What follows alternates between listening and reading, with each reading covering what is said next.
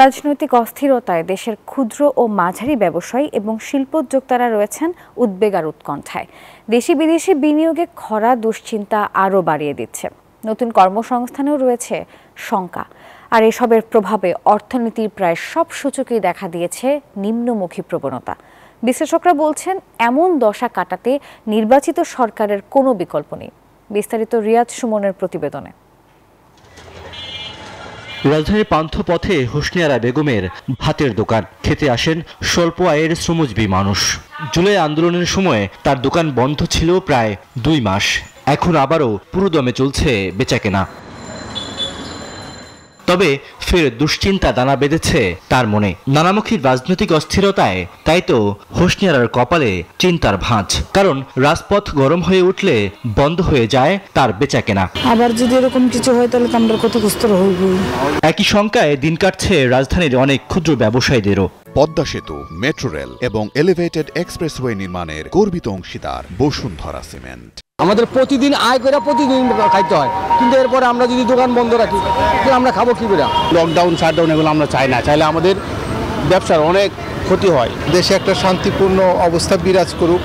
আমরা যারা ছোটখাটো ব্যবসা করি, ব্যবসায়িক পরিস্থিতি ভালো হোক। চলতি বাজেটে মূল্যস্ফীতি নিয়ন্ত্রণ, বিনিয়োগের বাধা মোকাবেলা, কর্মসংস্থান সৃষ্টি সহ সামষ্টিক অর্থনৈতিক স্থিতিশীলতা অর্জন বড় লক্ষ্য। তবে এসবে খুব বেশি অগ্রগতি নেই। নতুন করে রাজনৈতিক অস্থিরতা চাকরির প্রত্যাশীদেরও ফেলেছে দুশ্চিন্তায়। প্রাইভেট সেক্টরে অনেকেই ব্যবসা গুটিয়ে নিচ্ছে। এটা আমি মনে করি বাংলাদেশের জন্য একটা অশনি সংকেত। এই রাজনৈতিক অস্থিরতাটা শুধু বাংলাদেশের চাকরিজীবীদের ক্ষেত্রে না, প্রত্যেকটা সেক্টরে কুলি মজুর থেকে শুরু করে সবার লাইফকে হ্যাম্পার করবে। এখানে যে সরকারি যে নিয়োগগুলো হইতো এগুলো কিন্তু বলা যায় বেশিরভাগ ক্ষেত্রে এখন এগুলো হচ্ছে না, আটকে যাচ্ছে। তার হচ্ছে সার্কুলার হচ্ছে না, সার্কুলার হলে দেখা যাচ্ছে পরীক্ষা অনুষ্ঠিত হচ্ছে না। তো এগুলো কেন হচ্ছে না? এগুলো রাজনৈতিক অস্থিরতার এটার মূল কারণ। অনেক শিল্প কারখানায় ঘুরে দাঁড়াতে পারছে না অর্থের অভাবে, কারণ বিনিয়োগে খরা। সংশ্লিষ্টরা বলছেন, অর্থনীতিতে গতি ফেরাতে প্রয়োজন নির্বাচিত সরকার। রাজনৈতিক দলগুলির মধ্যে একটা অনৈক্যের সুর আমরা দেখতে পাচ্ছি, যেটা নিয়ে আমরা আসলে খুব শঙ্কিত।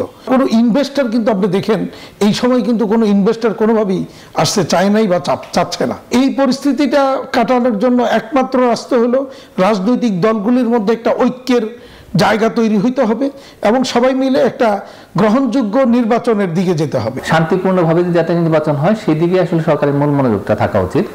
এবং এই মুহূর্তে আসলে যারা দল রয়েছে নাকি রাজনৈতিক দল যারা ক্ষমতা আসতে চান, তো তাদের মধ্যে এক ধরনের সমঝোতা বা ঐক্য দরকার, যে অন্তত নির্বাচনের আগে যেন কোনো ধরনের নতুন করে সমস্যা তৈরি না হয়। সহিংসতা প্রতিরোধ এবং একটি সুষ্ঠু নির্বাচনের লক্ষ্যে রাজনৈতিক দলগুলোর ঐক্যবদ্ধ হওয়ার বিকল্প নেই, মনে করেন ব্যবসায়ী ও অর্থনীতি বিশ্লেষকরা। রিয়াজ সুমন, নিউজ 24, ঢাকা।